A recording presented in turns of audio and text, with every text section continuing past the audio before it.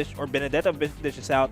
I'm feeling a bit iffy for Alter Ego this time around, but let's not discourage the fact that there is a little bit of split push potential here on that show, and that is what Alter Ego did in game number 1 to secure the victory. They just secured the turrets.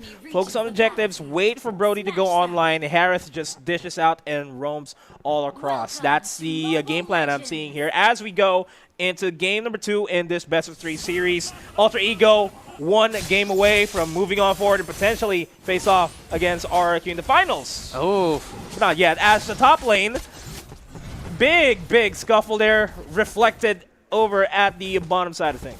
so Ahmad is going to be rocking that Harith in the side, putting the Brody rotating around, yeah, with that Retribution. Leo Murphy's going to be playing a tank choke this time around. And look at how deep Rekt is actually cutting that lane to make sure that it just keeps pushed forward. But Luminaire already taking a lot of damage and gets taken out. First blood, right roundhouse kick to the face onto Luminaire. Valir goes out. LJ next in line here. Selly Boy and Leo Murphy will do whatever. Selly Boy gets the tag onto Rekt. Leo Murphy running for his life, being chased down by Rekt here. I'm going to G-Kundo out of here.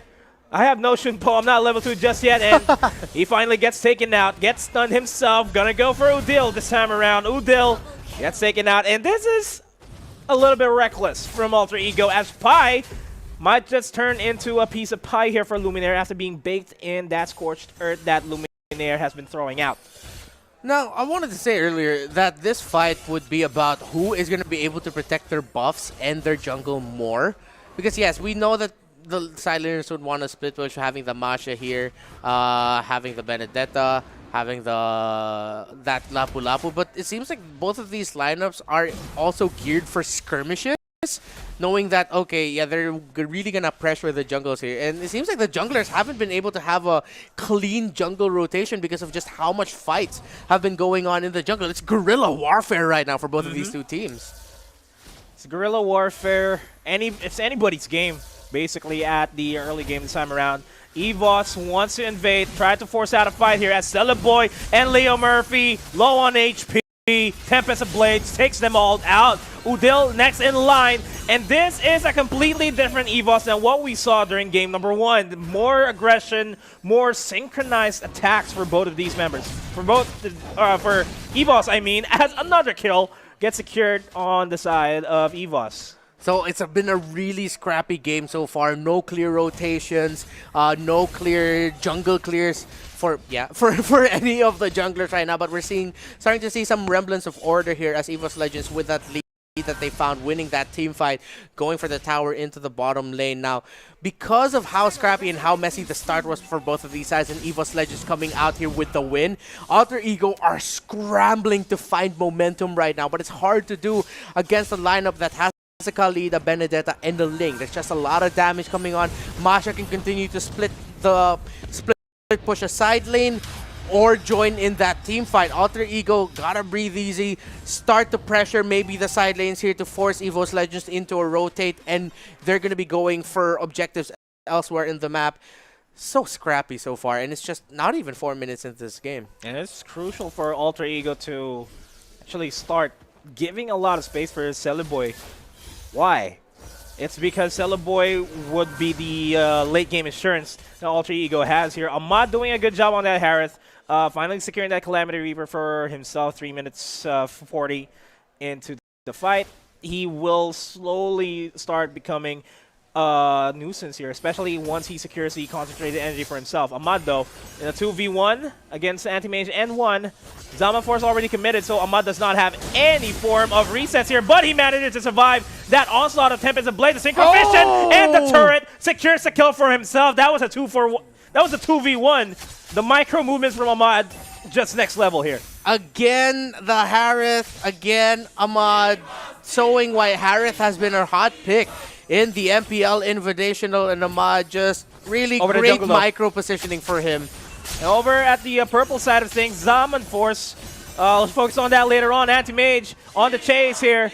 Ahmad is getting a little bit of bloodthirsty there, as there was 2 kills off cam on the side of EVOS ID over at the purple buff, overcommitting a lot of members here. Anti-Mage really getting chased out by all the members of Alter Ego. And that's the fun thing of having a tank choke in your lineup. That choke can dive deeper and go for chase, go for chase kills like that way more compared to an assassin choke or maybe even a fighter choke. Because of his inherent tankiness that he has with the tank emblems. And of course, Concussive Blast on his end. That was fun to watch. But now, again, the game has slowed down a little bit more. Alter Ego was able to find that momentum. So now it's all about who gets to rotate better. It's not as crappy as it was earlier. It's going to be about who gets to rotate where first, who gets to secure an objective first, and who's going to start to get some wins first, as the first turtle of the game already secured there by EVOS Legends by 1. Yeah, and Leo Murphy zoning everybody out, trying to get information. Lumin gonna get caught out in that brush, gets kicked back into towards Celeboy. Celeboy will manage to survive this so far. LJ just soaking up in the damage, goes for the Raging Sandstorm onto Udil. Tempest Ablaze follow through, but here comes the Zaman Force from Ahmad. Synchro and Chrono Dashes left and right. Will dish out a lot of damage onto Anti-Mage. Anti-Mage still manages to survive. Dashes at the nick of time. Good thing is an eye for an eye. Second skill came off cooldown right when he needed to.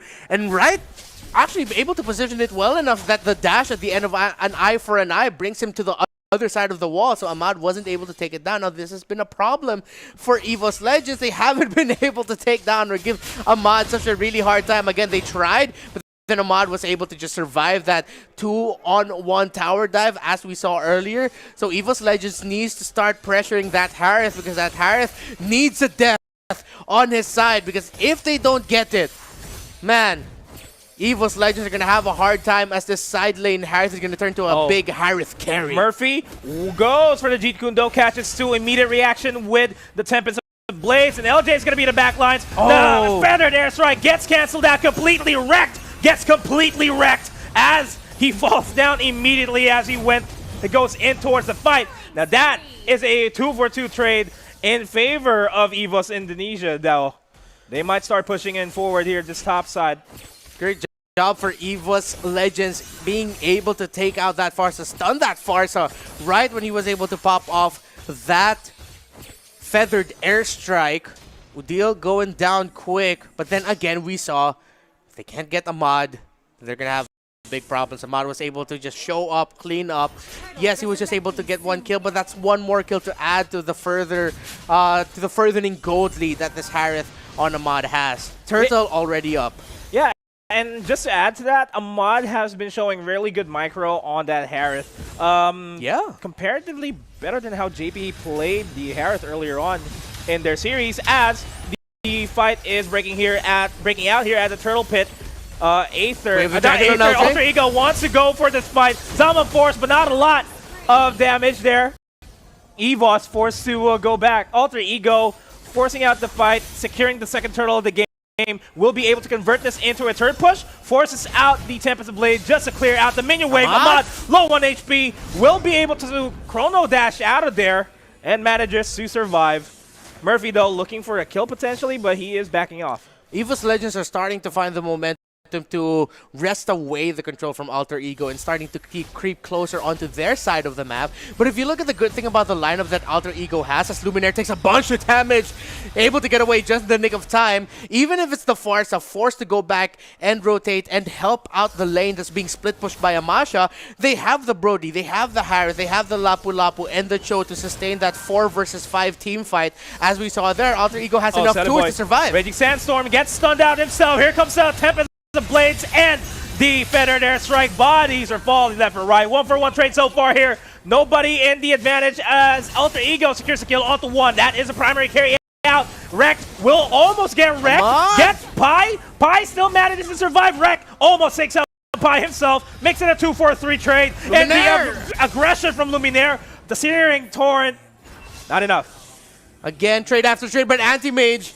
Leo Murphy hot on his heels, but no, Leo Murphy able to get away. Now Anti-Mage playing like the all-star pickup that EVOS Legends was looking for on that Benedetta with the Festival of Blood 5-0-3 with more items under his back, and that execute a little bit braver diving under turret, and a little bit braver with being able to just sustain some damage before he'll dash out after getting a kill. Anti-Mage could be the big key here for EVOS Legends to come back to this, but they also have that Ling, their main carry, supposedly being able to farm up well enough, just picking up the Berserker's Fury there, and then Wreck split pushing the map. EVOS Legends have as much as Alter Ego has the right recipe to defend the aggression of EVOS Legends has the right recipe to win a fight and to win from there. But as we saw, that Wreck Masha just went down, and Alter Ego looking for what could be a big team fight at the top lane. Yeah, it's a 4 versus 3 situation over the top side. We're seeing the Farsa slowly rejoin in on the fight, going for the back lines here. Anti-Mage, too deep, forced to use the ultimate to just reposition himself, and they finally take down Brody.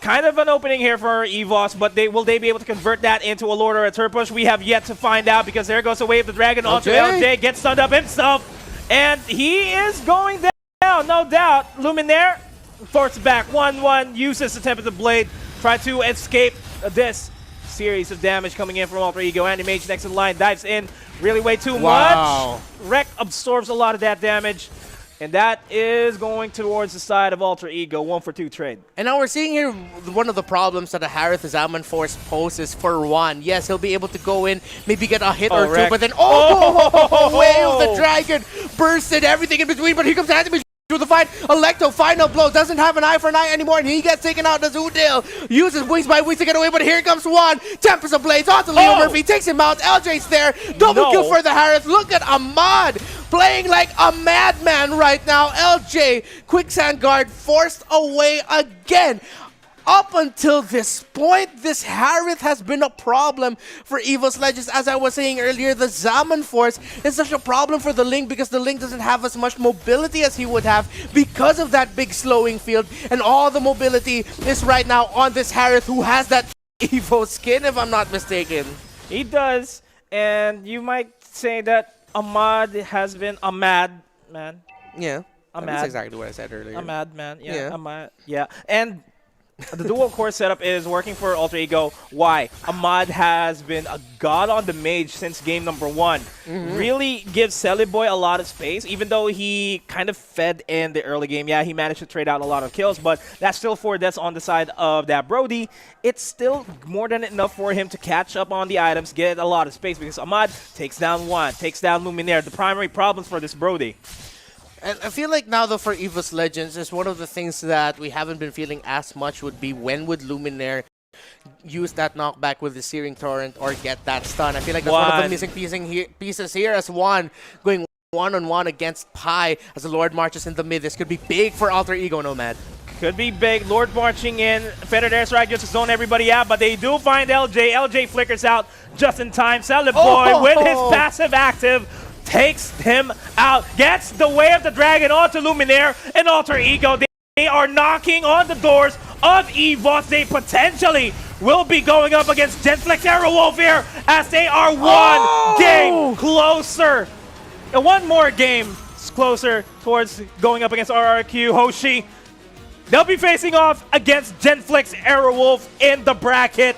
2-0 victory for themselves secured. The MPL Invitational has